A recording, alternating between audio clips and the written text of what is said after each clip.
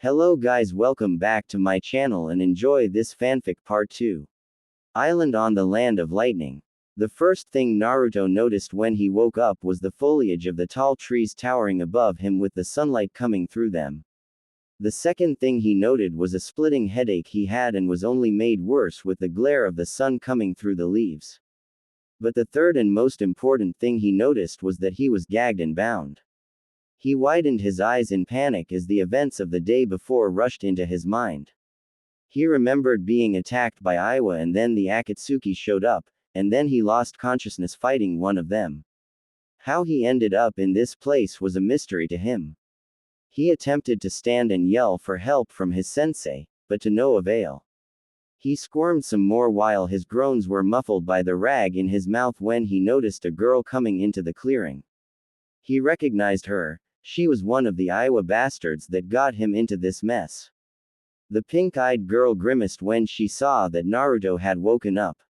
She had left him alone after she woke up still feeling sore from her wound and left for a moment to patch herself up with some bandages she had sealed O.N.A. scroll, and to look for food and water. She had discarded her ruined flak jacket and one could see the bandages through the blood-stained hole on her red uniform. So, you are finally awake, Konoha scum. She continued to approach him until she was right beside him and crouched to get a better look at him. She wanted to torment the boy for the trouble they went to capture him since a lot of her comrades died for the mission. You really were a handful to catch, you can thank your master for that. But now that we got you we can take you back to Aiwa and give the Kyuubi to someone worthier of that power. She could see the rage in his eyes as he started shouting at her, or at least trying to. She put a hand close to her ear in mockery at the attempt of her captive. What was that? Sorry, I couldn't hear you. Naruto got even angrier at being ridiculed, but even using all his strength he couldn't break free from his binds. Suddenly, his stomach growled which caught both of their attention and he got embarrassed at showing any further vulnerability to his enemy. She put on a condescending grin at his predicament. Oh, you hungry, Konoha dog? Well, you are in luck. I found a river a little while ago and left some traps to catch a fish or two, also I brought some water. She said while pulling a canteen from her pouch and started gulping the contents down. Naruto stared at her with a craving look. He was pretty thirsty too. He hadn't had anything to drink or eat in almost a day. Kuretsuchi noticed the look that the young Jinchūriki was giving her and after giving a satisfied sigh at her quenched thirst, she regarded him once more. Sorry. How inconsiderate of me. Here have some. She then proceeded to spill the liquid on the blonde's face, making him close his eyes and groan in protest. Oops, Butterfingers. You didn't even drop it, you bitch. Thought Naruto, hoping that somehow his glare would cause her to drop dead. Ah, such a shame, it's empty now, so I guess you are out of luck. Said Kuretsuchi with fake remorse, before returning to her more cheerful attitude. Oh well, nothing to be done about it. I heard that Jinchūriki can survive for a while longer than most people thanks to their tenants, so I'm sure you'll be alright. Now that I think about it, I guess there is no need to feed you after all. She then went to the edge of the clearing, just about to re-enter the forest, and glanced at Naruto one last time. I'm gonna see if I caught anything to eat. Don't go anywhere while I'm gone. She mocked him one last time and departed, leaving Naruto fuming and alone for a few hours. Naruto was laying on the ground beside his crazy captor and a bonfire.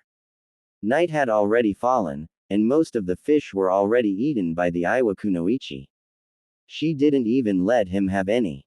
His rage hadn't completely died down, but now his most troubling thought was that he was trapped in God knew where, and his only companion was the crazy girl that abducted him. Thinking that he may never get to see his friends and home again crushed his spirit. There were so many things he still wanted to do. He still needed to save Sasuke, he still wasn't Hokage, and he still had yet to get a date from Sakura, or any girl for that matter. He refused to let this be the end, but he couldn't think of a way out right now. Kuretsuchi was sitting just a few feet away and was currently cleaning her sword. She took great care of her mother's blade, and the battle from the previous day had left it quite dirt. Why? She took a side glance to her captive. He had stopped squirming a while ago, and she wanted to confirm that he was still behaving and not trying anything sneaky. When she confirmed that he wasn't up to anything, she went back to her weapon. Her usual confidence was gone, and she had a look of worry instead. She wondered if her father and Akatsuchi were alright. Last she saw them, they were fighting one of the strongest shinobi she had ever seen, and they had two more monsters of his level on their tails. She couldn't bear to think about losing them, but she had to have faith that they managed to get out of that situation. They must have. They were strong. She also wished with all her being that was the case. And even if they were fine, she didn't have a way to know where they were, or where she was for that matter. She had scouted the island earlier in the day, and she was surprised by what she found. She managed to see what appeared to be a tail and legs attached to the island, so it had to mean that it wasn't just an island, it was a living creature, big enough to have a large-sized forest on its back. It even had its own ecosystem and everything. She massaged her temple, wondering how she even got into such a complicated situation. The burning embers of the bonfire were the only things that could be heard as both of them pondered on their respective problems. Neither of them could sleep that night with such troubling thoughts plaguing their minds. Land of Lightning, Kitsuchi, Akatsuchi, and most of the survivors of the Aiwa force were resting in a small camp that they had set on the seashore. After their faildo, they looked for any signs of Kuratsuchi and the Jinchūriki until they decided that with their wounds they weren't in any condition to be looking around, and begrudgingly they decided to go back to shore to rest and tend to their injuries before they could continue. It had almost been a day now since they got separated from the girl. Right now the few shinobi that hadn't been severely hurt were continuing the search, which left Kitsuchi and the rest to wait for any update on their progress. Kitsuchi currently was sitting on a small log that he was using as a makeshift chair. He was heavily bandaged and in a bad mood.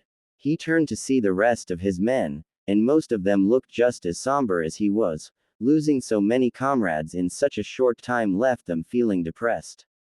He saw Akatsuchi, and the boy had a gloomy look rarely seen on the happy-go-looking young man. He was obviously sad about their losses and worried over his missing friend.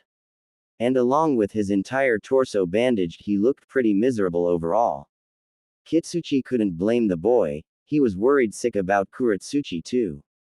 She was injured, alone in foreign lands, and was responsible for taking care of the objective of an S-ranked mission that also happened to be the Jinchūriki of the strongest Biju in existence.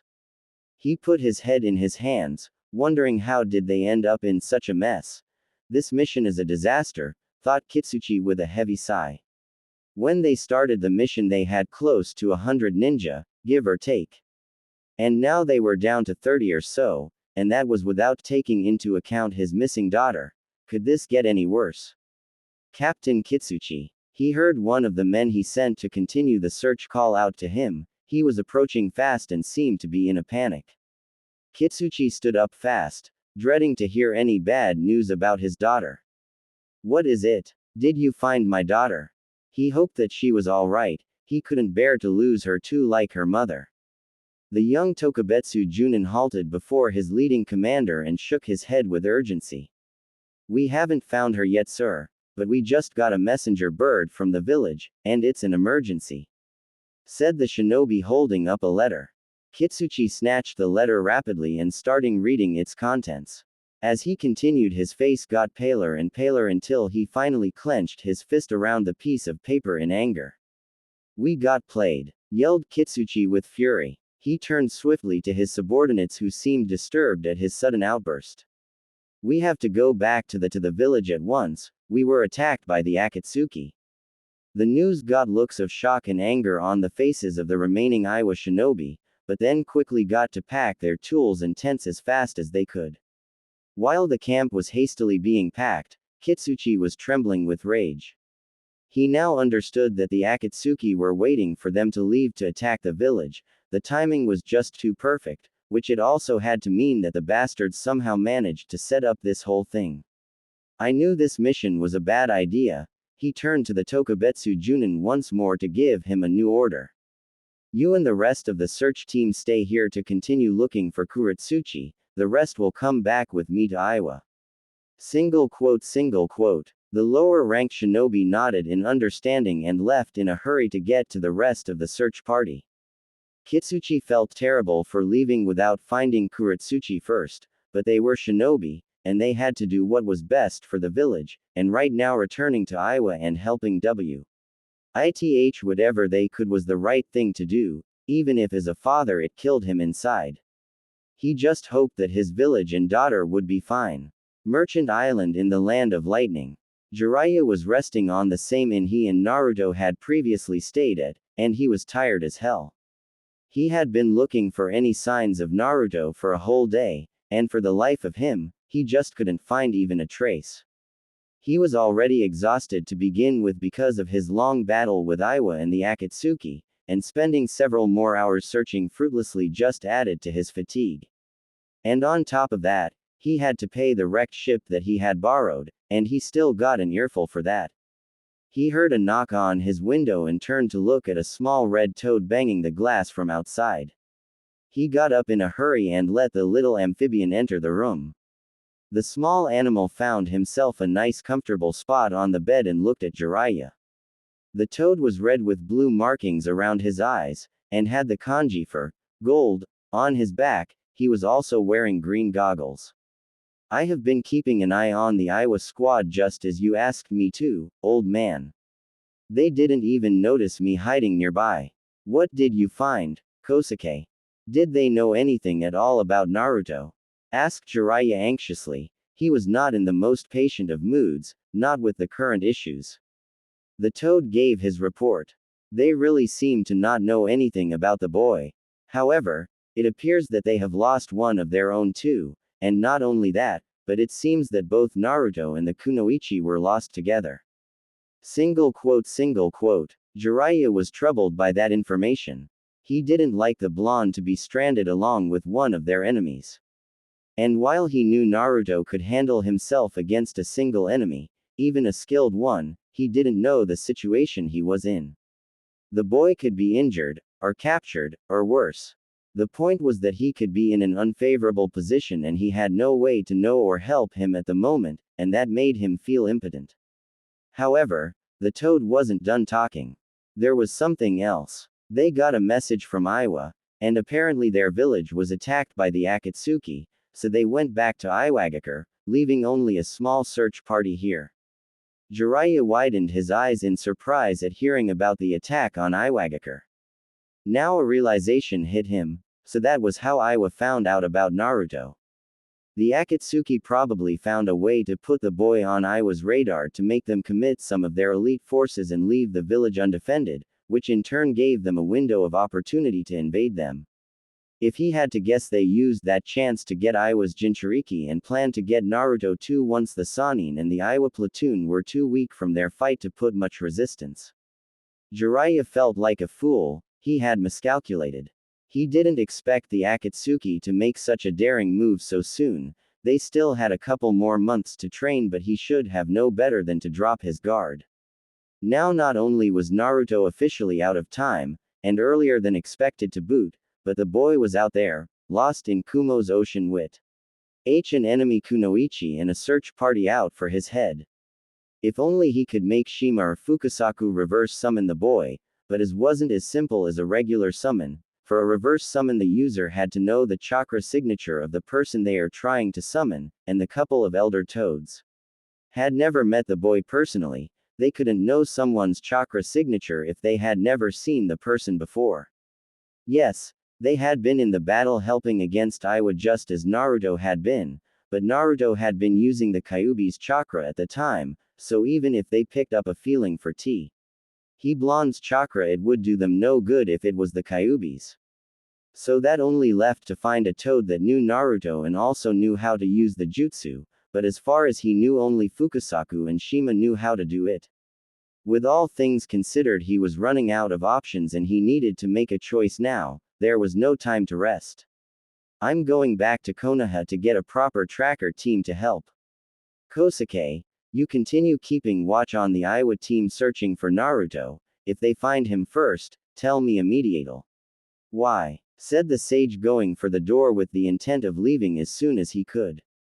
The red toad gave a salute in obedience. Leave those guys to me, and I wish you good luck. But you better hurry, we don't know how much time we can spare. Single quote. You don't need to tell me that, I know. I'll be back soon, good luck to you too. Jiraiya finally left the inn. He would get to Konoha in a couple of days if he traveled at full speed. He just wished that Naruto could hold on until then. Jiraiya would never forgive himself if something were to happen to his godson. Island on the Land of Lightning. Kuretsuchi was coming back to her improvised camp where she left the blonde idiot. She had come to the conclusion that they needed to change locations as fast as they could. After having been up all night, she decided to look for food once more, and in her little expedition, she encountered gigantic insects and larger than normal tigers, enormous bears, and a lot of other kinds of abnormal predators. She couldn't afford to keep leaving the Jinchūriki at the mercy of the bizarre beasts, or she risked getting the moron killed and fail her mission. So she needed to find a more secure location to set up her camp. In fact, she was surprised that they had lasted as long as they had without being attacked by one of those animals. When she arrived at the clearing, she saw the orange-clad idiot still struggling to free himself, but to no avail.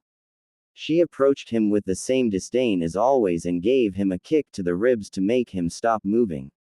Hey bastard, stop making a fuss, will ya? We are changing locations, so stay still and don't give me any trouble. Naruto glared at her in defiance.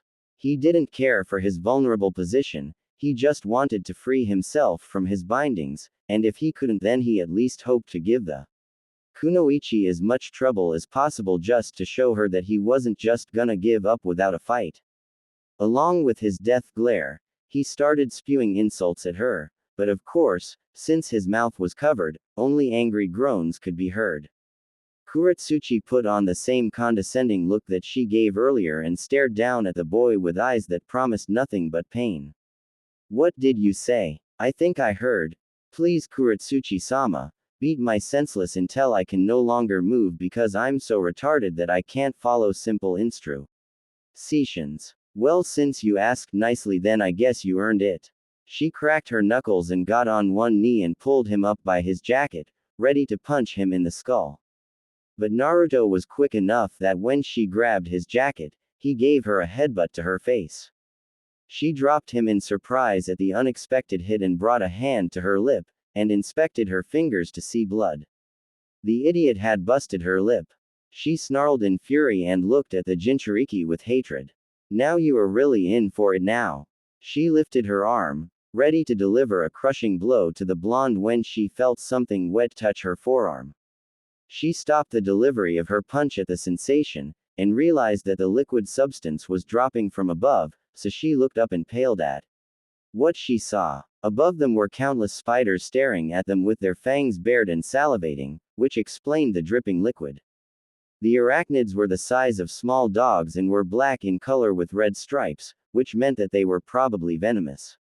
This is exactly why I didn't want to stay here anymore, thought the kunoichi in panic. Naruto wondered why the girl stopped her, so he too glanced up, and joined his captor in her shock as the army of small red eyes of the spiders made their stomachs turn. After staying still for a moment, the spiders leapt from the trees and started to descend fast towards them. The aggression of the arachnids made Kuretsuchi prepare her weapons to fend the creatures off, and Naruto started his squirming once more. Kuretsuchi rapidly started throwing kunai and shuriken at the foul creatures, making them fall dead before they could even reach their targets. As for the ones that did manage to reach her, she slew them with her sword in fluid motions, hacking and slashing left and right. Naruto for his part was desperately trying once again to free himself, as he wasn't particularly fond of being defenseless as an army of deadly animals were trying to kill him. His blood froze when he felt one of the spiders start crawling over him until he was face to face with the damn thing. He attempted to scream when the creature bared its fangs, ready to inject its venom into his body, when a kunai planted itself in the arachnid's head, courtesy of the crazy kunoichi, and the animal fell lifeless to the side. Relief washed over the blonde at the demise of his predator. But he soon perked up when he noticed that the kunai that killed the spider was still embedded in its body and was within his reach, and started crawling towards the corpse of the animal. Once Naruto closed the distance, he turned his body and used his hands to search the corpse over, and ignoring his goosebumps at touching such a repulsive creature, he continued touching the body until he grasped the handle of the kunai. After a moment of pulling the weapon, he finally felt the kunai detach itself from the dead body, and without wasting another second he started cutting the ropes in his hands. Luckily his captor was too busy fending off the rest of the spiders to notice his actions. Meanwhile, Kuretsuchi was still slashing relentlessly the swarm of arachnids. It was difficult to keep both the idiot and herself out of harm's way that she didn't get a single moment to catch her breath. After a few minutes of non-stop cutting, she finally finished off the remainder of the spiders. She gave a sigh of relief, glad to be done dealing with such disgusting things. Ew, some of them touched me. I hate spiders. The thought made her queasy, but at least it was over. Suddenly, she heard the distinctive sound of metal cutting through the air. She got a cut on her cheek as she barely managed to dodge a kunai aimed for her head. She turned around and saw that the Konoha moron had somehow freed himself, and he looked pissed. She narrowed her eyes at the new threat and unsheathed her sword once more. So, you used the distraction that the spiders provided to your advantage, clever. But I'm done being nice.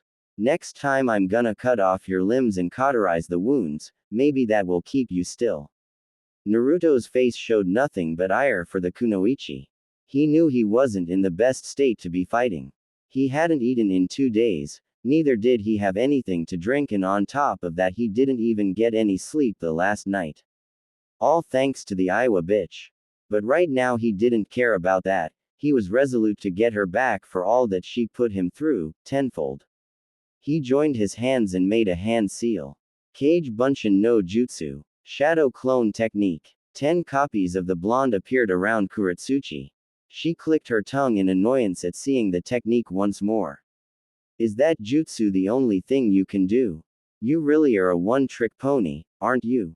She readied herself as the shadow clones rushed at her with an enraged yell. Her dexterity allowed her to evade the attacks and countered with slashes of her sword, dispelling them one by one. The young Jinchūriki responded by making double the previous amount of clones, and once again the small army of clones rushed at the kunoichi, ready to beat her to a pulp. Give me a break, I hate that jutsu, thought Kuretsuchi with exasperation at the repeated use of the annoying technique. She quickly made some hand seals of her own and put her palms on the ground. Doden. Doryuso. Earth release. Earth flow spears in an instant, countless spikes made of stone starting extending from the ground. Impaling and dispelling the rampaging clones. However, she noted that all the blondes had disappeared, which meant that the original wasn't among them. Where did that idiot go? She thought while looking around attentively for any kind of sign that gave the boy's location away. Rasengan. Spiraling sphere. She looked up in surprise and saw the Konoha shinobi with a ball of blue chakra in his hand coming directly at her. As the attack closed in, she barely managed to erect a small dome made of rock around her. But the earth structure couldn't stop the attack completely and she was sent sailing through it, but she righted herself and managed to land while standing. She had at least weakened the sphere of condensed chakra enough that it didn't hurt her too much. As soon as Naruto saw the kunoichi smash through the stone shelter, he quickly grabbed one of the kunai still laying around and rushed at the pink-eyed girl. Said girl saw him coming and pulled out her sword to parry the kunai stabs. The sound of steel meeting steel resonated in the clearing as both fighters attempted to get the upper hand. Finally, their weapons stopped as they clashed against each other and both users glared daggers at the other. While both shinobi pushed trying to overpower their enemy, Naruto remembered the bandages in the girl's torso. So he took his chance and kicked in place to the kunoichi's midriff.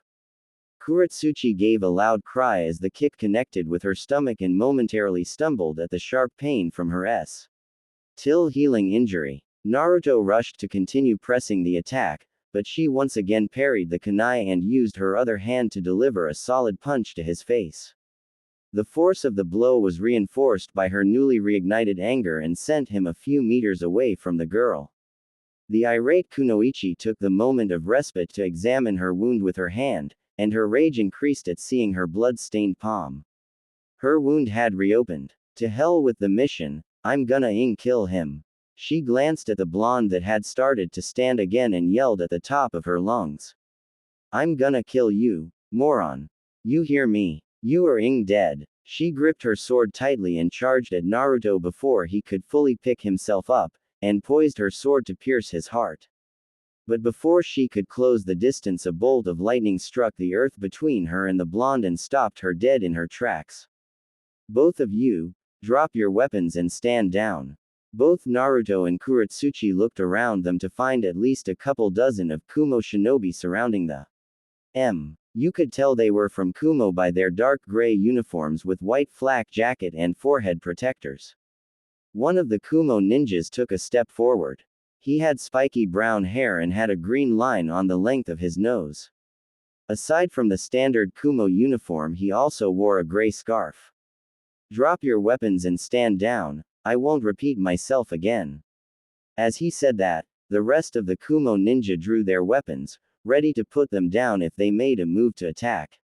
Naruto was still surprised by the turn of events but complied nonetheless. He dropped the kunai before standing up completely. Kuretsuchi was still furious and sore, so she hesitated for a moment. But after thinking it over, she finally gave a resigned huff and threw her sword and took off her weepo pouch, letting it fall off to the floor too. When the Kumo shinobi saw their cooperation, they relaxed a bit, but they were still on guard. What is the meaning of this? Why are a Konoha and Iwa shinobi trespassing in Kumo's territory? You better answer truthfully if you know what's good for you. Continued to ask the same shinobi with the green stripe on his nose. Naruto was the first to speak. This crazy bitch is trying to kill me, that's what happens.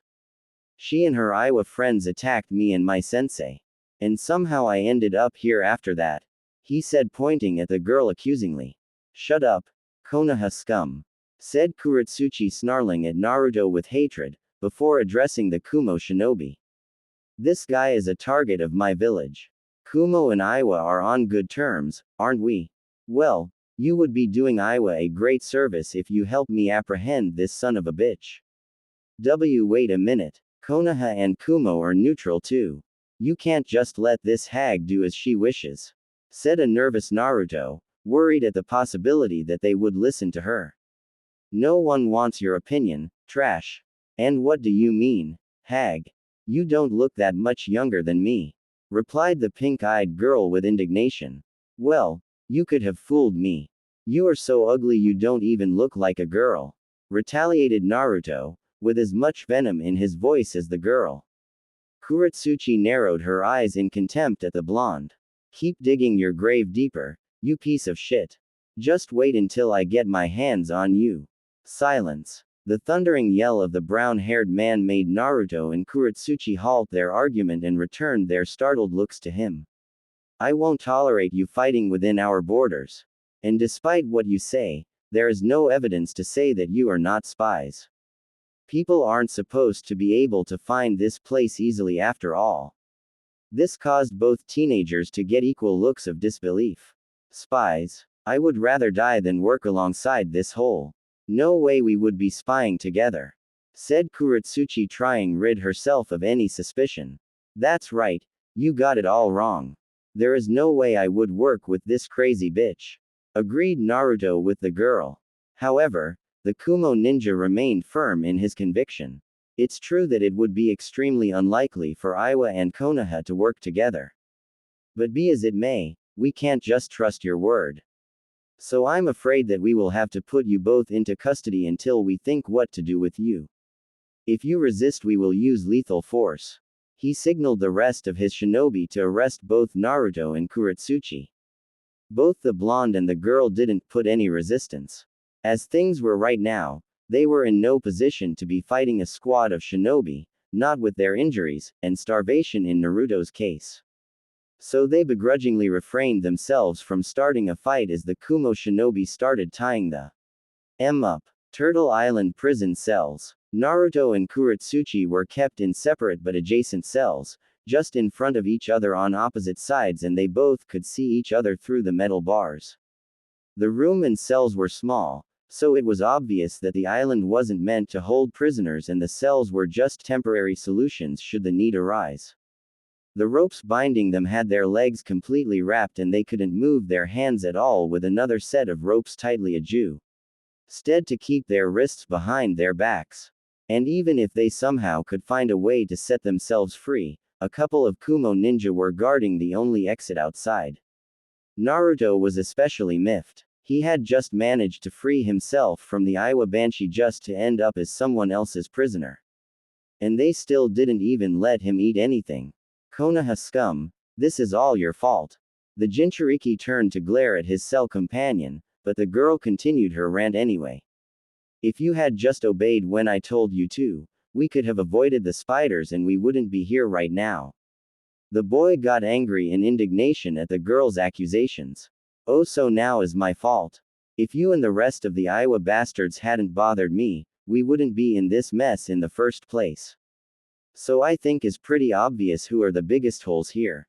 And stop calling me that. I have a name, it's Naruto. Single quote, I don't give a rat's what you are called. She yelled at the boy, not caring at all for what he had to say. And they even took away the sword my mother gave me. If I don't get it back, I will make you pay for that with your head. Single quote. Naruto was dumbfounded that she would care about such a thing at the moment. Who cares about a stupid sword? We have bigger problems than a lost weapon. Have your mom give you another one or something for s sake. Naruto didn't think it was possible for the girl's gaze to become any colder, but somehow it did. She stopped her outburst and looked at him darkly. My mother is dead. She was killed by Konoha trash like you. The malice in her voice could have frozen anyone's blood. That made Naruto's eyes widen. He remembered what Jiraiya had said about the bitterness that the war left between Iwa and Konoha, but the girl was young, so he hadn't expected her to have lost someone too. Even with recent events, he couldn't help but feel a bit sorry for the brash kunoichi. As someone who grew without a family, he could sympathize. The empty feeling of longing for the love of a parent was something that Naruto knew all too well. She noticed the blonde's surprised face, so she continued her tirade. Such a shame that we weren't allowed to kill you. It goes against my principles to spare any of you, murderers. If it was up to me, I would see you and your kind dead at my feet. Single quote. Naruto's pity vanished as fast as it had come. He couldn't tolerate his home and comrades being labeled murderers by the ignorant girl. Not all of us are like that. You don't even know me or my friends. Single quote. Tell that to the families of all the people that Konoha-holes like you have killed. Threw the kunoichi back at him. That was a long time ago. It's precisely because you idiots can't pull your heads out of your to live in the present instead of the past, that this enmity still exists. If you guys were reasonable, we could have peace, said Naruto, grinding his teeth in frustration. She gave a laugh filled with ridicule. Ha! You really are a moron if you think such a thing is possible. Single quote. You can't know that. In fact, when I become Hokage, I will try to fix the relations between our villages. Living with bitterness is not the answer, said Naruto with determination. Kuretsuchi looked baffled at the Jinchūriki. Wow, your stupidity never ceases to amaze me. You Hokage, peace. You are just a brat living in your own little pink-colored world filled with unicorns and rainbows. Wake up. This the real world. If anyone is gonna become a Kage is me. And let me tell you, once I become Tsuchikage, the first thing I'll do is crush your pathetic village. Naruto had already lost all his patience at her close-mindedness. You are such a detestable girl, you know that. ! Your sight is so clouded with hatred that you can't see anything else. And you are a delusional moron that thinks he can change the world if he wishes hard enough. You are ridiculous, said the girl just as pissed off as her fellow prisoner. They stared hotly at each other, breathing heavily with anger, until they both gave a huff and turned their heads away, not bearing to look at the other right now. They stayed silent after that. Having spent all their remaining energy yelling at each other left them a bit more mellow. After a considerable amount of time had passed, Naruto realized something concerning his cell partner. Hey, he called to the girl on the other side of the room. She was resting her head against the wall. When she heard the idiot talk, she turned her pink eyes to him, not bothering to move her head. What do you want, dipshit? I didn't catch your name, asked Naruto with a serious face. She gave him a look of utter disbelief. Is this guy for real? They had tried to kill each other just a couple hours ago, and now he wanted to make small talk. My name is not your business. And why the do you care anyway? Naruto gave a shrug and squinted his eyes. Well, we don't know how long we will be here having to put up with each other, and calling you by your name seems a better option than, Iwa bitch. Besides, I already told you mine. She just continued to stare at him with incredulity. Don't call me anything. Don't even talk to me at all. Period. She then proceeded to continue staring at the wall, ignoring the look of annoyance of the blonde at her dismissal. After a moment, she closed her eyes and sighed. If she had to tolerate the moron for who knew how long, she supposed that it was preferable to have him call her by her name than with undesirable nicknames. And he didn't seem like the type to keep quiet, so she might as well make the best of the situation, as hard as it may be. Kuretsuchi. Naruto looked at her, puzzled. He hadn't expected her to say anything anymore. Huh, my name is Kuretsuchi. There, you happy? Now stop bothering me, said the young prodigy in exasperation at the boy's lack of attentiveness. She then turned her head to the side to avoid looking at the idiot anymore. Naruto was starting to get peeved again at her insufferable attitude. Fine. Is not like talking to you as enjoyable anyway. He finally decided to stop concerning himself with the troublesome girl. She was acting so obnoxious that it wasn't even worth it to try to have a civilized conversation. And he had bigger things to worry about anyway. For instance, he didn't know what happened to the Arrow Sennin, but he had faith that the old pervert was alright. He knew the sage was strong, even if his quirks didn't reflect that. He guessed that Jiraiya had to be looking for him at the moment. He could only hope that he managed to find him soon. Kuretsuchi's anger had mostly died down by now and was replaced instead with fear. She worried about what would happen to her. She didn't want to die so far away from home, and it wouldn't even be a glorious death on top of it. She didn't even care for her mission right now, she just wanted to return home with her friends and family. And so both teenagers found themselves lost in their thoughts. Knowing that the only thing they could do now was to wait for the Kumo ninja to decide their fate. They just hoped that they could get out in one piece. Konohagakure no Sato. Konohagakure was one of the great 5 shinobi villages, and its size and population sure showed it. The village was huge and was surrounded by a thick green forest that gave the place an air of calmness. The village was at the base of a mountain that had the faces of all the previous Hokage sculpted to honor the beloved leaders. The buildings ranged from small to big, but by far the tallest was the Hokage Tower. Right now Tsunade, the Godime Hokage, was going through several stacks of paperwork and was none too happy about it. She was a blonde woman with long straight hair that framed her face that she kept in 2 loose ponytails. She was light-skinned with brown eyes and had a small violet mark in a diamond-like shape on her forehead. Her attire consisted of a gray kimono that showed her rather generous cleavage, dark blue pants and a green haori with the kanji for gamble in the back. Does this ever end? I have been doing this all day and I swear that the stacks aren't getting any smaller, complained the blonde-haired beauty and gave a frustrated sigh. At that moment, her apprentice, Shizune, entered the office carrying an extra stack of papers. which made Tsunade drop her head against the desk in frustration at having yet even more work. Come on Tsunade-sama, it's not so bad. Only a few hours left and you are done for the day, said Shizune. The Hokage's apprentice was a young woman with straight shoulder-length black hair and dark eyes.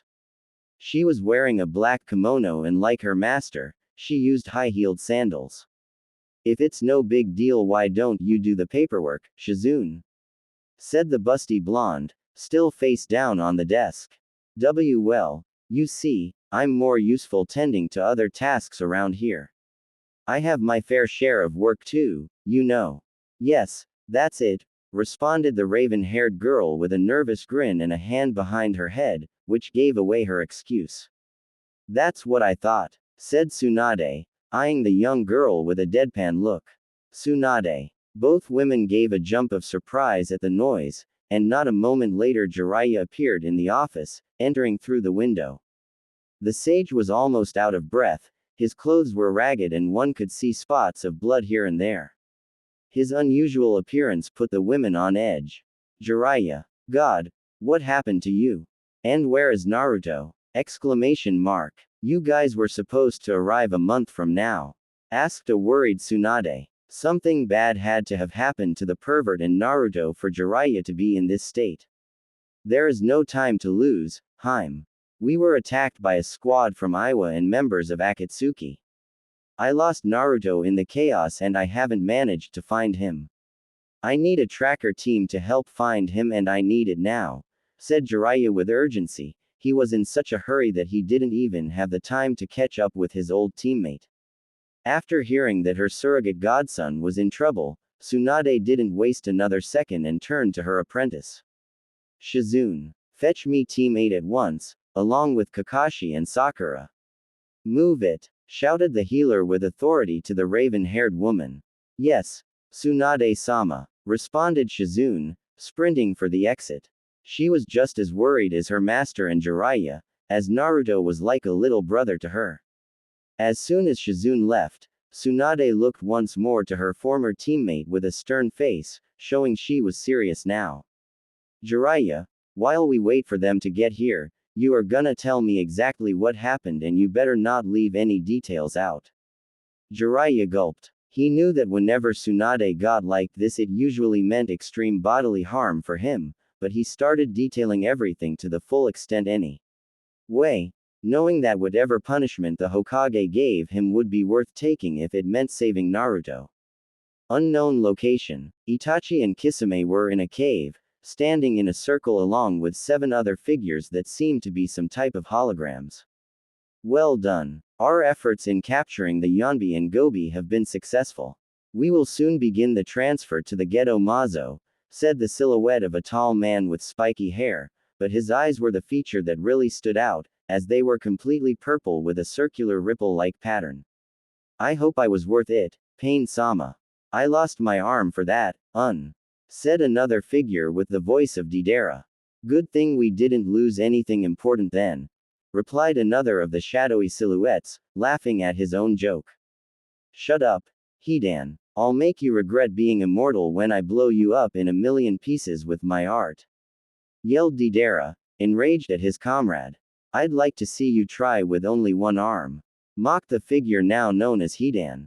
Enough, both of you, said the purple-eyed man, and as soon as he reprimanded them they both stopped their dispute. When everything went silent again, the man resumed speaking. Speaking of which, we need to do something about that missing arm. We are going to go after the Aikibi soon. Suna's desert is vast. When we capture the Aikibi there will be no place to hide from Suna's reinforcements. Deidara can grab the Jinchūriki and get him out fast, so we will need him in top form. That's why I need Kakuzu to find a suitable body and attach its arm to Deidara, said Pain to another figure with pupil-less green eyes and red sclera. Fine. But I'll charge him for that, said the figure now identified as Kakuzu. Hey, what happened to being a good comrade, complained Deidara in indignation to the greedy man. All that matters in this world is money. Camaraderie has no place in business, said Kakuzu sternly. You bastard. said the bomber, shaking a fist at the man. Be grateful that you are getting it back at all. You shouldn't have been so careless to lose it in the first place, idiot. Spoke a hunched figure that couldn't have been anyone else but Sasori. Not you too, Sasori no Dana. That's enough of that. Just see to it that it gets done, said Pain, putting an end to the topic. He instead turned to Itachi and Kisame and looked at them with emotionless purple eyes. And what about the Kyuubi? This time, it was Itachi who replied. We are sorry to inform that the Jinchūriki was lost in the commotion of the battle. Alone Kunoichi managed to snatch the Kyuubi and ran off with our target. Their current whereabouts are unknown. But the good news is that not even their allies seem to know where they are, which means that he is still out there and even more vulnerable than before, said Kisame, trying to put a positive spin on their failure. He wasn't proud to be the one who lost the boy, especially when he had him in his hands. We made sure of it. We returned to look for the Kyuubi once again. And after hunting down the measly search party that Iwa left behind, I was able to torture out of them all they knew about it. Before I killed them, that is. Finished the man with a wicked grin. Then we should be on the lookout should the Jinchūriki reappear. Even if the Kyuubi must be the last Biju to be sealed into the Geto Mazo, we can always confine him until we are ready for the extraction. Right now he is an easy catch, and we should not let the opportunity go to waste, said Pain before turning to the rest of the members once more. Just one more thing. As soon as we find the Kyuubi, I shall send whichever team is the closest to him. So I need you all to be ready at a moment's notice. That will be all for now. This meeting is dismissed, said Pain with finality. After the leader put an end to the gathering, all the holograms vanished, leaving Itachi and Kisame alone in the cave. Well, there is that. I was so sure Leader Sama was gonna get mad at us for letting the Kyuubi get away. I guess we are pretty lucky, Itachi-san, said the swordsman to his partner with a cocky grin. Indeed. Come, Kisame. We too have to continue our tasks, said Itachi impassively as he turned to leave. Right behind you, Itachi-san, replied the tall man before following after the Uchiha. And so, both members left the cave to continue their duties. Turtle Island. Darui stepped on the island and stretched his arms over his head, glad to finally reach his destination. He was tall, had dark skin and shaggy white hair that was just long enough to cover his left eye. He used the standard clothes used by Kumo ninja, but his was missing the sleeves. On his right shoulder was tattooed the kanji for water, and on his left had the kanji for lightning. He also carried a cleaver-like sword strapped to his back. He had been on a mission close to the coast when he got a message from the Raikage telling him that they had a situation in the Genbu Turtle Island. Apparently, a couple of foreign shinobi had somehow found the elusive island. That would usually mean that they were spies, but the fact that the two were from nations that hated each other made for a weird situation. So as the right hand of the Raikage, it was only appropriate for him to deal with the issue personally. But Darui guessed that the real reason was that he was simply closer to the island and it was easier and more effective to send him to evaluate the situation himself. He didn't wait long until the same Chunin with the green stripe on his nose showed himself to the dark-skinned man. Glad that you could come, Darui-san. How was your trip? Asked the man in greeting to the respected shinobi. You know how it is, Motoi-san. This place is always a pain to find, even with our intel on its predicted path. But other than that, the trip was uneventful, responded Darui in the calm and aloof manner that he usually displayed. Good to hear. Wish we could say the same, though. None of us has ever dealt with this situation, said Motoi with a sigh and putting his hands on his waist. It's been such a long time since anyone besides our own men managed to reach this place. Have they given you any trouble? Inquired Darui. He needed to know of anything suspicious they might have tried if he was to make a decision on what to do with them. Aside from when they were trying to tear each other apart when we first found them, no. They usually remain calm and silent in their cells, but once in a while, they start arguing among themselves. They are pretty loud when that happens, it drives the guards insane. Informed the lower-ranked ninja to his superior. Darui nodded in understanding. He didn't expect anything different. Having a Konoha and Iowa shinobi together was like having cats and dogs together, so having them yell at each other was a given. I see. So you don't think they were spying together, then? Motoi paused for a moment, thinking over the behavior he had witnessed from the two until now. To be frank, no, I don't think they are working together. Not only are they from enemy villages, but they really seem to not stand the other. But still, we can never be too careful. Can you take me to them? I want to make my own opinion on the prisoners before I decide what to do with them. Said Darui a little more serious now. Motoi nodded and signaled Darui to follow him as he led the way. Turtle Island cells. The growls from Naruto's stomach resonated in the cell room. He and Kuretsuchi had been there for a day and a half. The Kumo ninjas had yet to talk to them to let them know their verdict. They only came from time to time to check on them and make sure everything was in order. And on top of that, Naruto still had yet to eat. The orange-clad genin was sitting in his cell complaining due to his hunger. And the pink-eyed girl was leaning against the stone wall with her eyes closed, trying to ignore the loud Konoha shinobi. What I wouldn't give for a bowl of ramen right now. I'm starving, lamented the Jinchūriki while daydreaming with the marvelous food of Ichiraku ramen. How he missed his home. The longing of his favorite restaurant made his mouth water, much to the disdain of the Iowa kunoichi. The sight of his drooling mouth made his cell partner grimace. I heard you the first 20 times, shut up already. Berated Kuretsuchi. Her patience was running thin. She had been tolerating the boy's noise, from both the blonde himself and his stomach, for hours now, and she was sick of it. I'm hungry too and you don't see me bitching about it nonstop. And wipe your drool off, you are so disgusting. You have no right to be telling me that. You are the reason I have been going for so long without food. Said Naruto, turning to look at the girl with an accusatory look. The Iowa prodigy rolled her eyes uncaringly. At least they gave us water a couple hours back. That's more than you deserve. Also, I think I'm gonna start smashing my head against the wall if I hear you talk about ramen one more tea. Ime. And what's wrong with ramen? After all, nothing beats ramen when it comes to taste, Dadbeo. Said Naruto with reverence. Ramen is decent I suppose but is not that great, not nearly as much as you praise it anyway. Besides, it's unhealthy. I much rather have barbecue any day over ramen. Said Kuretsuchi as if she were explaining it to a child. Naruto was in shock. For him, that affirmation was practically blasphemy. There is no way barbecue is better than ramen. Barbecue is only meat. Ramen can have meat too, but it can also have a lot of other stuff in it. There is simply no comparison.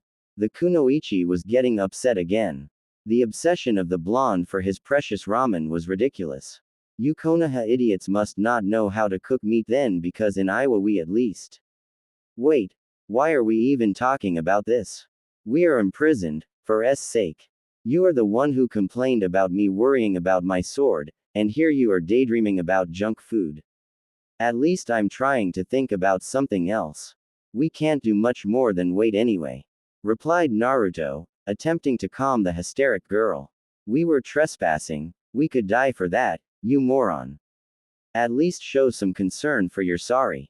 Reminded him the short-haired prodigy. I know that but. Single quote. Whatever the boy wanted to say was interrupted when they both heard the door of the room open. They saw the guy with the green line enter the building, closely followed by a white-haired man that they had never seen before and the two guards that usually guarded their small prison. They eyed the newcomer as he made his way to them. He calmly walked across the room and stopped in front of them, just between their cells. Darui just stood there, looking back and forth between the two prisoners, evaluating them. Finally, after a moment of awkwardly staring at each other, the Kumo Junin spoke. So, you are the troublemakers. I'm surprised. I was expecting seasoned ninja, but you are just kids. How dull. They both seemed to take offense and frowned at Darui's comment on their age, thinking that it was ab to their skills. Said man noticed the looks they were giving him. Regardless, he continued talking. Sorry. I meant no disrespect. When I heard about this commotion, I didn't expect the ones responsible to be so young. But anyway, that's not important right now. What is important, however, is that you both tell me what are you doing here. And don't even think about lying to me.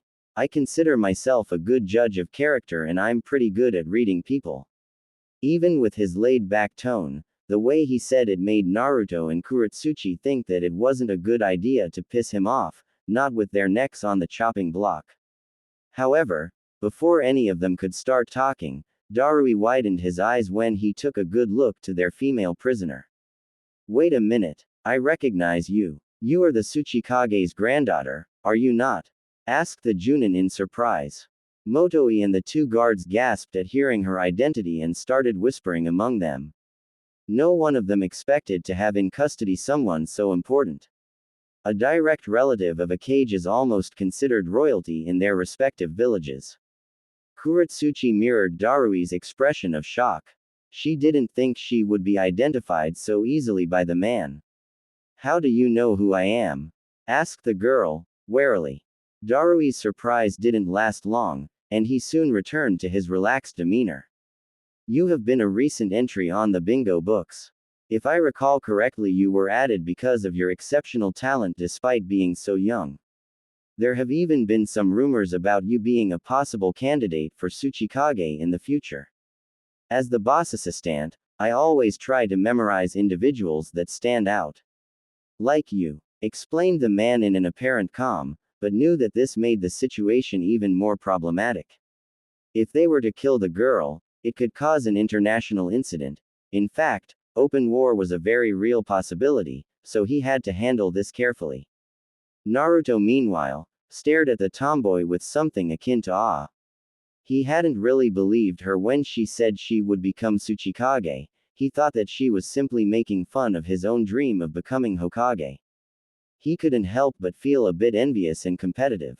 He couldn't accept that such an unpleasant girl could be beating him in his goal, even to the point of being recognized in foreign nations. He turned away from Kuretsuchi and instead got Darui's attention. Hey, excuse me, mister. Said man turned to Naruto and blinked slowly in curiosity at the unexpected interruption. What is it? Do you by any chance know about me? Asked Naruto excitedly, curious to know if he was strong enough to be known in other villages. Darui tilted his head and stared impassively at the boy's face for a minute as Naruto waited expectantly. I'm sorry. Your face doesn't ring any bells. Said the white-haired man, putting a hand behind his head in an apologetic manner. Naruto dropped his head in disappointment as Kuretsuchi smirked triumphantly. That's right. I forgot to introduce myself. Sorry about that. The name's Darui. Nice to meet you, despite the circumstances, said the dark-skinned man jovially. The man's carefree behavior made Naruto feel more at ease. Glad to meet you, Mr. Darui. I'm Uzumaki Naruto, future Hokage. Proclaimed Naruto with a grin. Darui and the rest of the Kumo ninja had an unreadable expression and a sweat drop at the blonde's bold declaration, while Kuretsuchi stared at the boy with a deadpan look. She thought he had to be the biggest moron on the planet to be acting so cheerful in the face of their captors. Okay. Well, Mr. Future Hokage, can you tell me what were you both doing here in the Genbu? This Turtle Island is not something that can be found just like that. So is natural that you seem suspicious, asked Darui to the blonde, returning to the topic at hand. Naruto widened his eyes in realization. He didn't know that this whole time he had been on the island he and the Arrow Sennin had been looking for. But soon shook off his surprise when he realized that he still needed to explain himself. So he became serious once more and started retelling his story. Oh right. You see, I was on a training trip with my pervert of a sensei. And when we were sailing the ocean looking for a place to train, this crazy chick and an army of Iwaholes attacked us. He conveniently left out that he and Jiraiya were looking for the island. Naruto wasn't the sharpest shinobi there was, but he wasn't going to admit that he really intended to infiltrate the place. He was in enough trouble as it is. To his credit, he didn't know that the place was off limits, but he doubted that the Kumo ninja would care about his ignorance. So, anyway, after we were halfway through our battle with the bastards, we got separated, but after we did, someone else appeared, a guy named Hoshigaki Kisame. Maybe you have heard of him. Once again, Darui was intrigued. Of course, he knew of Hoshigaki. He used to be the most powerful of the 7 swordsmen of Kiri, and now was known as one of the most dangerous missing nin there was. Hearing that they were attacked by such a guy made him wonder just how the heck did these kids survive. Yes, I have heard of him. Please go on, said the Junin with a nod. Well, there is not much after that. I fought him and he knocked me out. And when I woke up I was already in this place, restrained and gagged by her, said the boy as he looked at the kunoichi with a glare, which she replied to with one of her own and stuck out her tongue childishly. Anyway, after we were attacked by a freaking swarm of spiders I managed to escape in the chaos. After that, we fought and that's when you guys found us. Finished Naruto. Darui looked suspicious, and after hearing the boy's version of the story he turned to the girl. Is what he said true? Anything else you wish to add? Asked the man. Kuretsuchi frowned. She found strange that suddenly the man had started getting suspicious. It was obvious that he was wary of something, but she couldn't think of what. That's pretty much what happened. We basically just attacked him and Jiraiya, then Hoshigaki shows up and... Wait, did you say Jiraiya? As in, Jiraiya of the Sannin? Asked a shocked Darui. Motoi and the other Kumo shinobi were also startled. Kuretsuchi gave a nod to the white-haired man. The same, confirmed the girl to the stunned men. Just when Darui swore that they couldn't give him any more surprises, he realized what it had to mean. The apprentice of Jiraiya, thought the Junin in astonishment when he remembered that the boy mentioned that he was traveling with his sensei. After that, he turned to Naruto once again. Is it true? You are the student of Jiraiya. The Toad Sannin was one of the most respected and powerful shinobi of Konoha. Having his apprentice captive just made things more complicated. As if having the Tsuchikage's granddaughter hadn't been enough. The blonde put on a confused expression. He didn't know what the big deal was. The Sannin was strong, sure, but he was also a huge pervert that liked to peep on women at any given chance. And the old man was stingy as hell on top of that.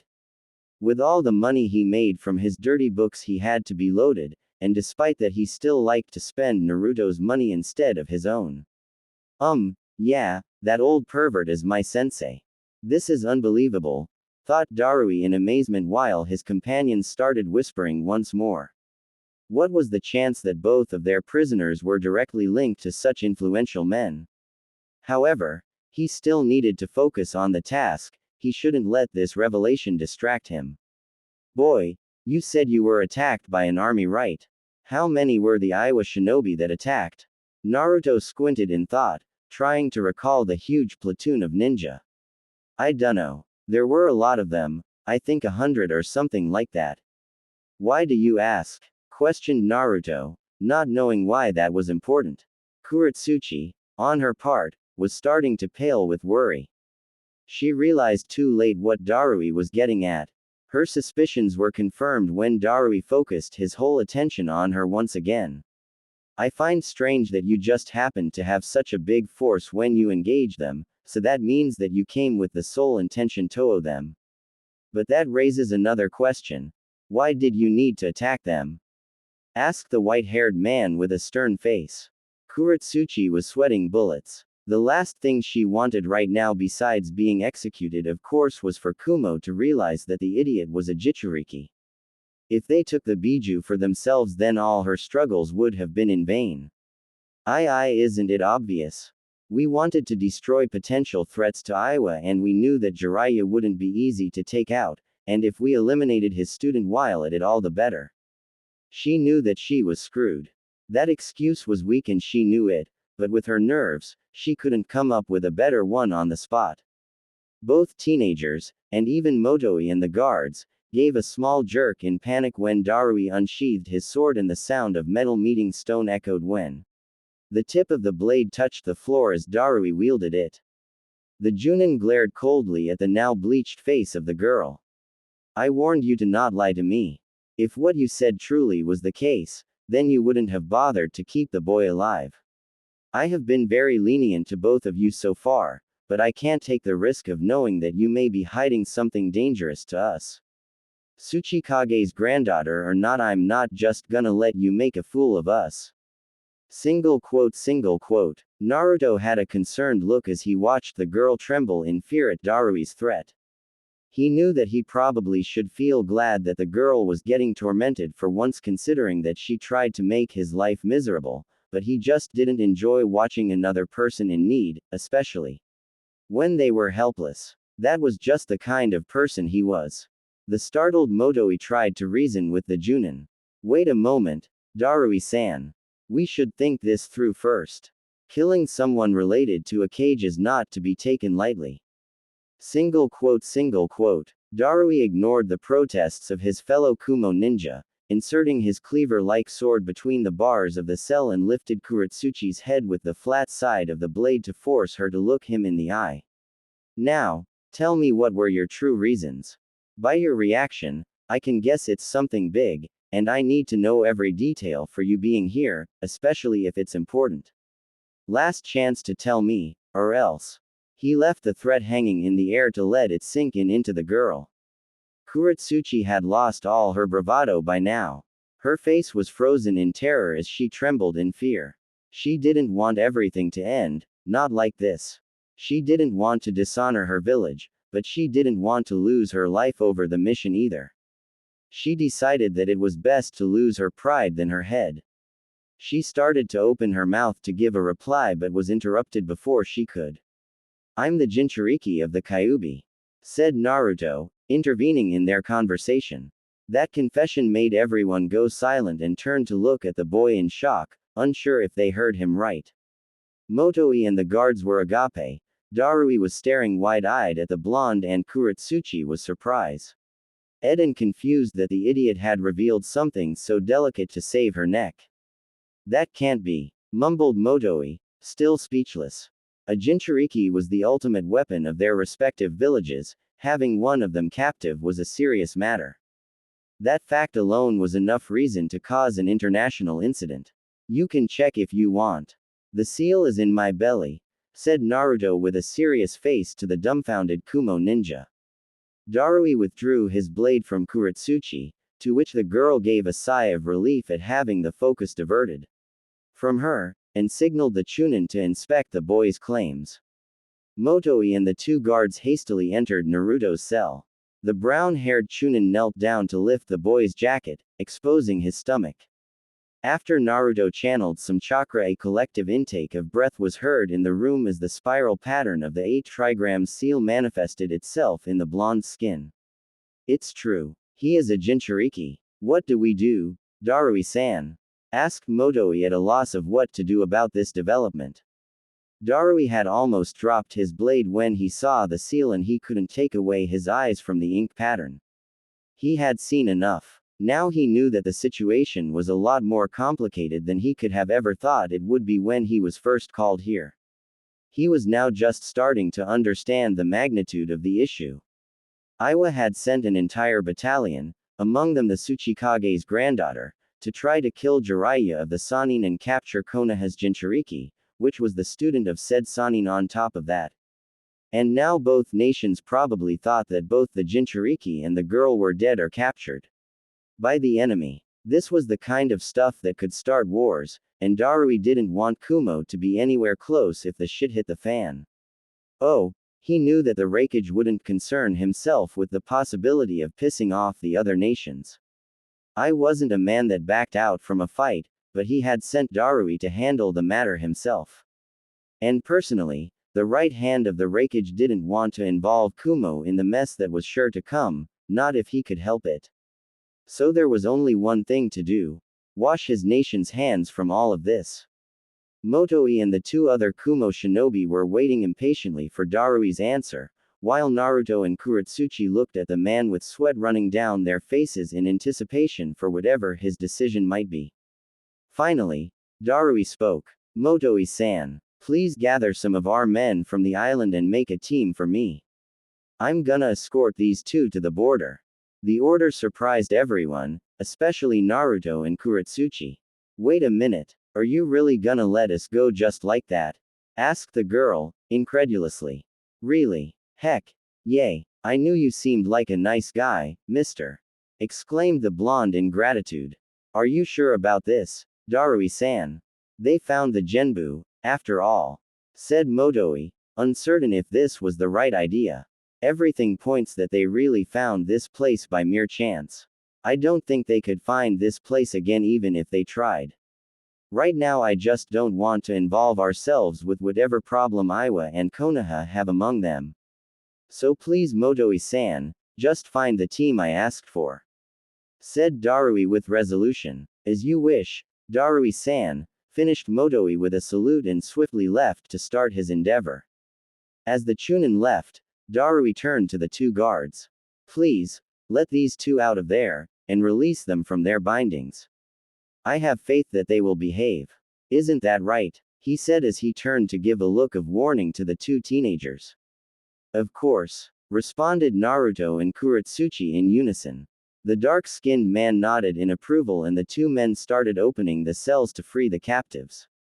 Good to hear. It would be dull to get into trouble with your nations if I ended up killing you, so don't force me to. I don't like to brag, but I'm not the boss's right hand for nothing. I can carry myself pretty well in a fight. Kuretsuchi rubbed her wrists as she stood up, glad to finally be able to move her limbs. She had been immobile for more than a day, so it was natural to feel sore. She couldn't wait to get out of there and stretch her legs. Hey! Called Darui to the girl. The pink-eyed prodigy turned to look at the Junin with wariness. She was still shaken up from before. The man gave her an apologetic look and put a hand on his neck. I'm sorry about before. I wasn't really gonna kill you. I just wanted to make you talk and thought that was the most effective way to do it. I hope you are not angry. Of course not. Why would I be angry? Said the kunoichi through clenched teeth and with a nervous tick. You put a blade to my neck, threatened me, and humiliated me. Of course I'm angry, thought the girl while trying to keep herself calm. Ah, feels good to be able to move freely again. Said Naruto with a grin while stretching his arms over his head. Thanks a lot, Mr. Darui. When can we go? We will be on our way as soon as Motoi comes back. It shouldn't be long, but I must warn you, I don't want you fighting each other on the way. I don't care if you want to rip each other's guts, just don't do it while you are on the land of lightning. Explained Darui calmly to the teenagers. Kuretsuchi looked at Naruto with disdain and narrowed her eyes. Fine by me. Just don't let him get close to me. I can't stand the idiot. Same here. Like I would want to be anywhere close to someone like you. Replied Naruto hotly. Darui was already dreading the trip. Not even seconds after telling them to behave, they were throwing insults at each other. Mr. Darui, called Naruto cheerfully to the man. What is it? Asked the Junin, turning to look at the blonde. Can I make a request before we go? Begged the boy with his hands clapped together. Go ahead, replied Darui with curiosity. Can we eat something first? I'm starving, said Naruto with a hand in his stomach for emphasis. Kuretsuchi groaned in exasperation at once again hearing the blonde complain about his hunger. Sure, I guess. Single quote, said the white-haired man, taken back by the blonde's carefree and cheerful disposition. All right, yelled Naruto and giving a jump in victory. Why can't you stay quiet for even a minute, dumbass? Reprimanded the kunoichi, ready to restart their argument. Darui gave a sigh at the turn of events. This isn't exactly how I expected my day to go. Land of Lightning. Naruto, Darui, Kuretsuchi, and 5 Kumo Chunin had been traveling for a whole day to the border of the Land of Lightning and the Land of Frost. So far the journey had been uneventful, which Darui was grateful for, and with the current speed of their sprint, they shouldn't take longer than a few hours to reach their destination. Surprisingly, both the Konoha Jinchūriki and the Tsuchikage's granddaughter had kept their end of the deal and managed to keep things civilized, if only because they made a point to not even address each other at all. But the white-haired Junin couldn't complain. As long as things were calm while they were in the land of lightning, he didn't care if they were waiting for the first chance to kill each other when they arrived at their destination. In fact, things had been rather tranquil. The girl had barely said a word since they left, and the Jinchūriki only spoke from time to time to ask questions and make small talk. It won't be long before we reach the land of frost. Once we get there, just get on your way to your respective nations, said Darui to his travel companions. Just so we are clear on this. We get there, you leave, and then the idiot and I stay there to our own devices, asked the kunoichi, surprising Darui as she was breaking her silence for the first time since they started their travel. Yay. That's about right, confirmed the dark-skinned man. Naruto frowned at that. He wasn't sure that he could trust Kuretsuchi to not try anything once their Kumo escort left them by themselves. He at least hoped that the girl had some sense of honor and remembered that he helped her back in the island by revealing his status as a Jinchūriki.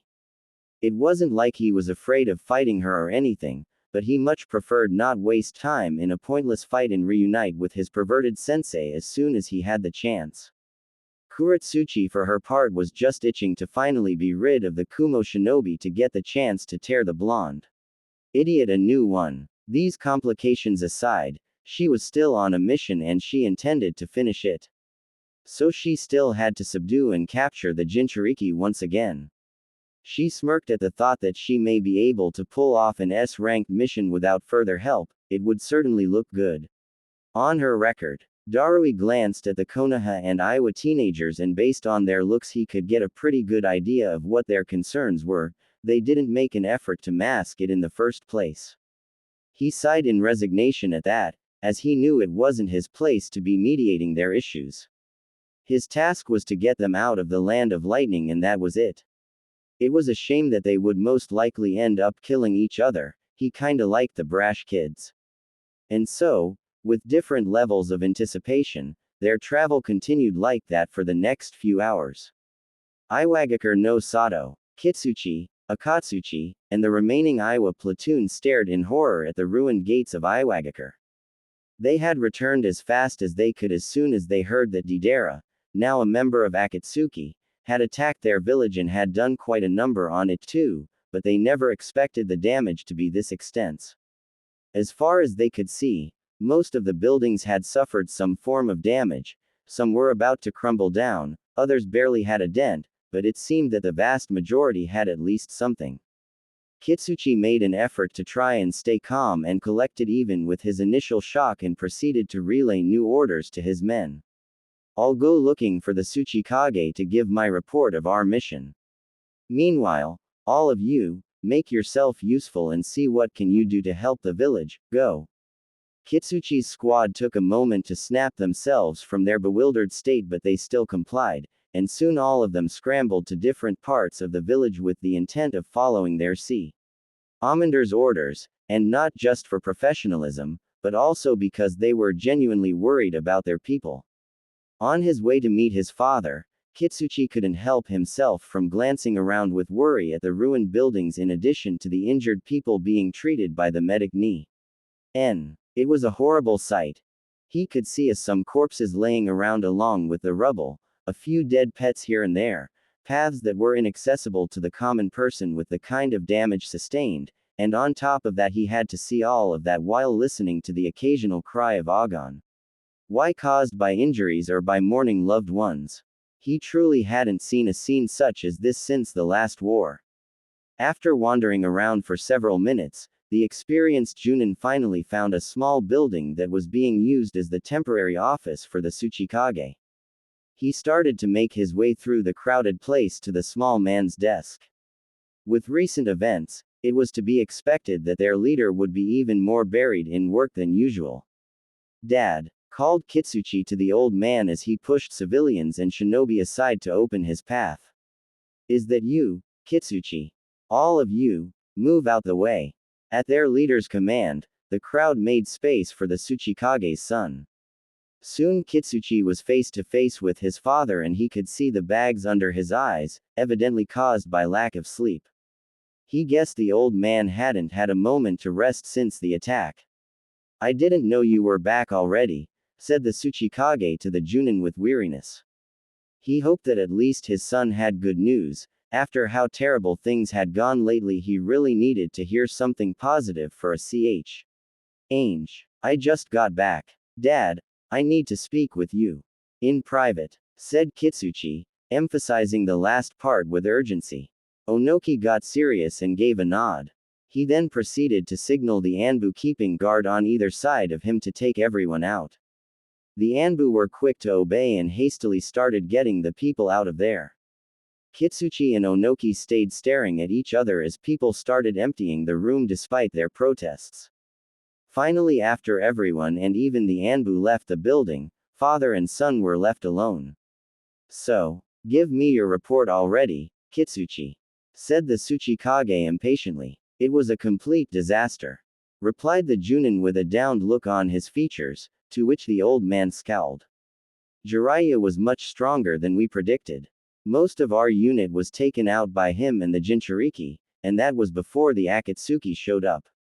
Onoki bared his teeth in rage when he heard that the Akatsuki were involved. Those bastards. They must have planned this from the beginning. I swear this will not stand. As soon as I get the chance, I will have their heads on a pike. He didn't think that the situation was going to get this bad when he decided to hunt down the Kyuubi. And he dreaded to think what was coming next, because as horrible as things were going lately, they still had Konoha's retaliation to think about. With the way things were, they wouldn't be strong enough to fight a war right now, not when they just lost both their Jinchūriki and a great amount of their ninja had been injured or killed. But he still had another concern. And what happened to the Yellow Flash's son? Did the Akatsuki get him? Asked the short man, sternly. Kitsuchi lowered his head and had a sad look in his eyes. He gave a sigh before retelling the events of their failed task. Kuretsuchi managed to snag the Jinchūriki in the chaos. But we lost her along with the boy. We don't know where she is. I left a search party looking for her and the Jinchūriki before returning as fast as I could, but there is no word on them yet. Finished the man, solemnly. Onoki widened his eyes in worry at hearing about the fate of his granddaughter. No way. We lost Kuretsuchi. Things just kept getting worse by the minute. Despite the fact that he and the girl clashed constantly, she was still his family and he cared about her. And she was their best kunoichi currently. Even if he would never admit it out loud, he knew that she did have a decent shot at becoming a candidate for Tsuchikage. If they were to lose her, it would be a low blow not only for them but for the village as well. I told you this was a bad idea from the start, but you didn't listen. Kitsuchi was starting to lose his cool. He had managed to somewhat keep calm until now, but bringing up his daughter, and along with the state the Iowa was in, was finally starting to wear him down. And all of that in just a few days. Just for trying to kill a single boy we lost our Jinchūriki, the village is in ruins, our people are wounded, a lot of my comrades were taken out, and Kuretsuchi is out there alone, probably dead too. Said Kitsuchi while progressively raising his tone until he was almost shouting. Don't test me right now, Kitsuchi. I'm not in the mood to be tolerating your disrespect to your Tsuchikage. Said Onoki in warning and narrowing his eyes. Besides, we don't know where Kuretsuchi is right now. We can't say for sure she is dead. Let's not kid ourselves here. You know very well that shinobi missing in action rarely come back alive. Shouted Kitsuchi at his father in anger. Your obsession with getting revenge on Konoha might take us to war with them when we can least afford it. And it also may have cost your granddaughter her life. My daughter's life. That's enough, yelled Onoki as he smashed his hands on his desk to stand up and glare at his son. You forget that I'm still your leader, so show some restraint. If you can't do that, then I suggest you get out of here. Go and help in the village or something. Kitsuchi was about to give a rebuttal, but he managed to keep himself from escalating the argument, so he settled for just turning and started to walk towards the door. Fine. I can't bear to be close to you right now, answered the man before opening the door and smashing it as he left. Onoki sat down again on his chair and started massaging his temple, still fuming. He knew that Kitsuchi was right, he had screwed up. But what was done and there was nothing that he could do to undo the damage. So all that was left to do was to try to damage control the situation as much as he could. But still, his worries had just been made even bigger. They had failed to get the boy, so all this mess had been for nothing, and it had come with a great price for them. Now he had to worry about what Konoha would do once they got word of the attempt on their Jinchūriki. But the thing that ate at his conscience the most was the well-being of Kuretsuchi. If something were to happen to her, he knew that Kitsuchi would never forgive him, heck, even Onoki wouldn't forgive himself. And what made all of this worse was that he could do nothing for the girl right now. He could just cling to the small hope that she was alright and managed to find her way home.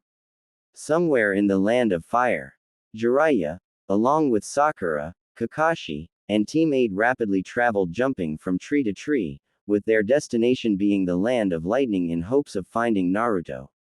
Team 8 was a team specialized in tracking, and considering that they were Naruto's friends, it was the logical conclusion to send them for the blonde. Sakura and Kakashi had come too, as they were the Jinchūriki's teammates and deserved to participate in the search, not to mention that they were pretty skilled in their own right and could definitely make a difference, especially Kakashi.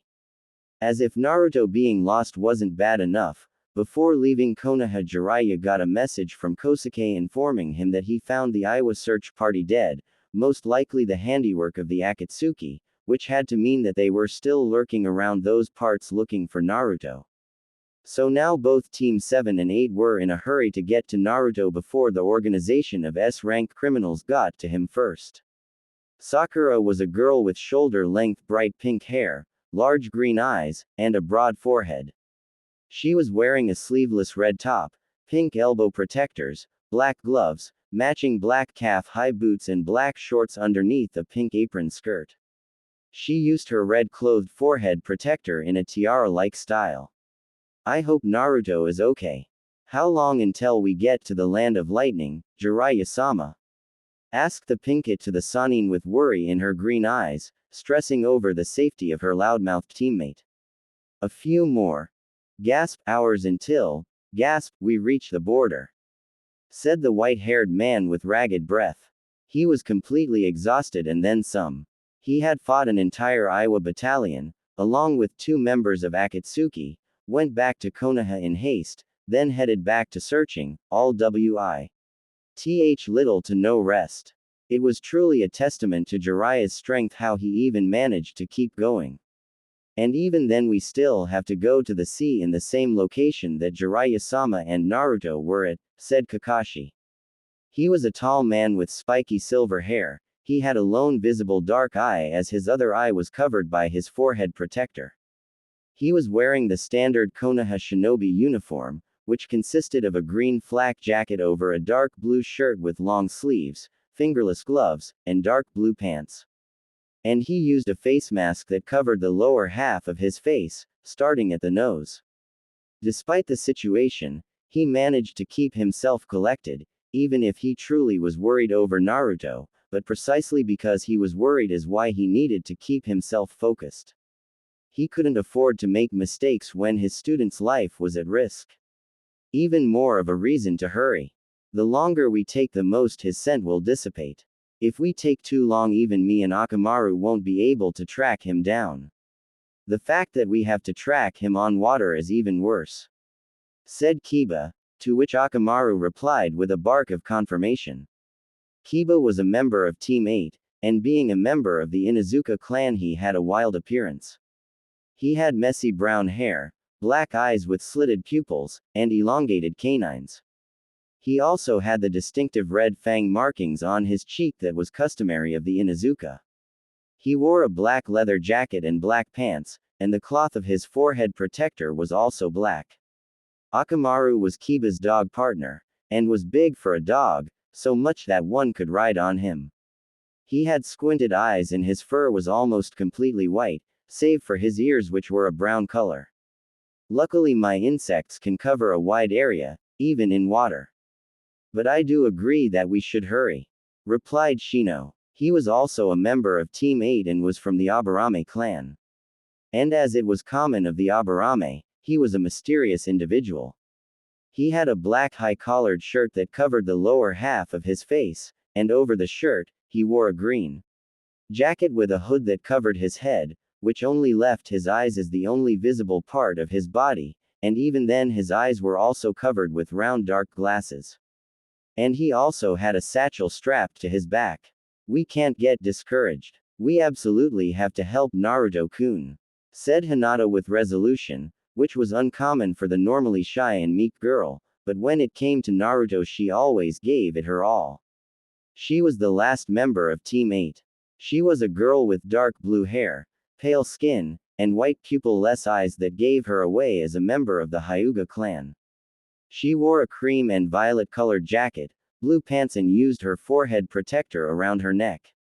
She had been waiting anxiously to see Naruto again after these few years without him, so when she heard that her crush was in trouble she promised to herself that she wouldn't fail the boy that had inspired her so much.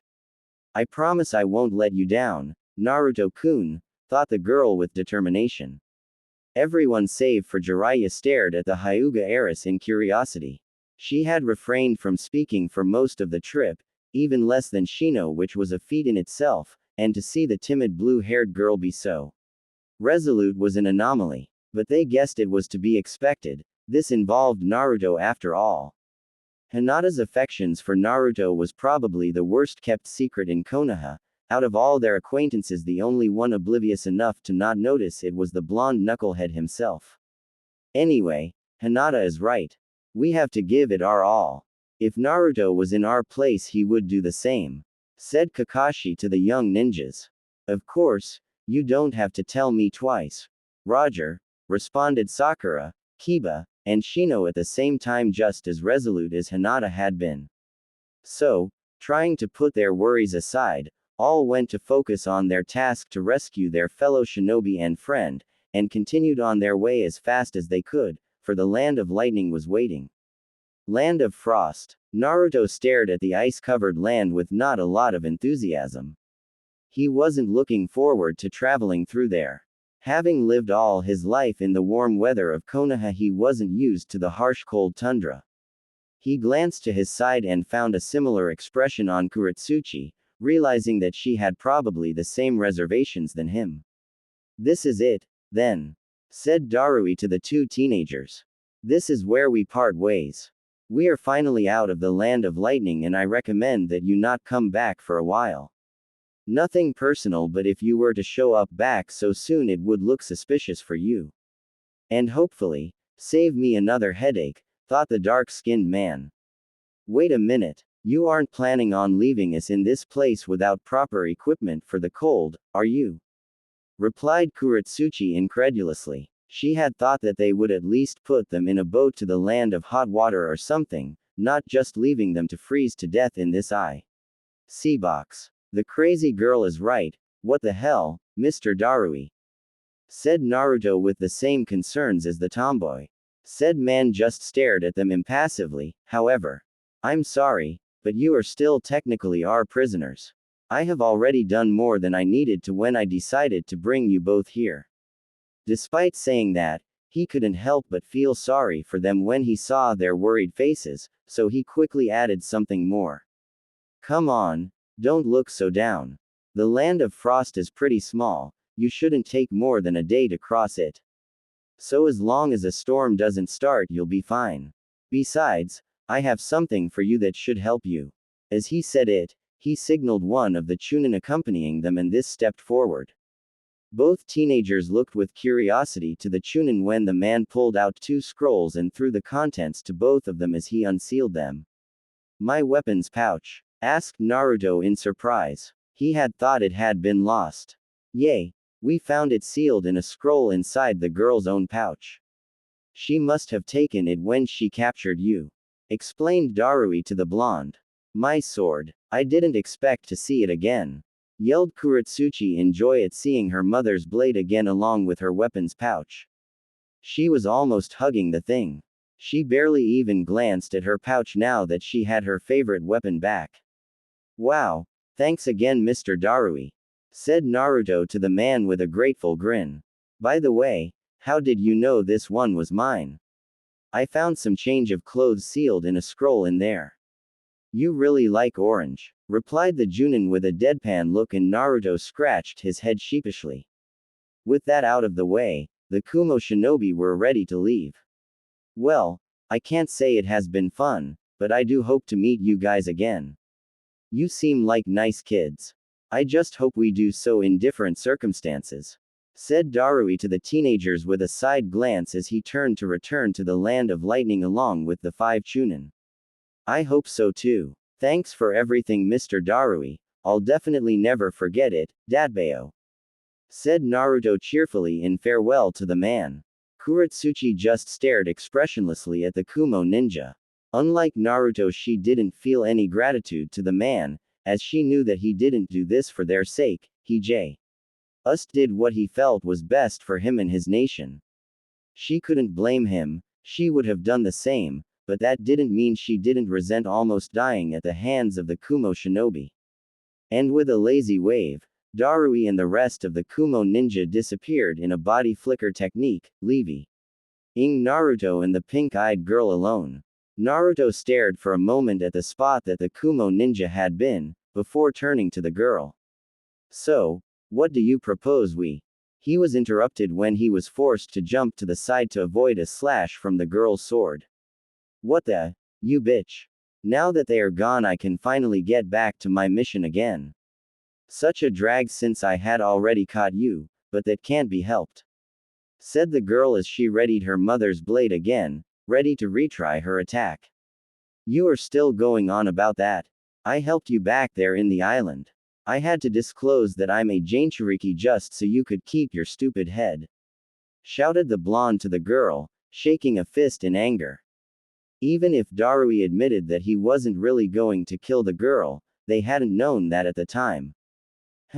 It's not my fault that you are such a moron to help your enemy.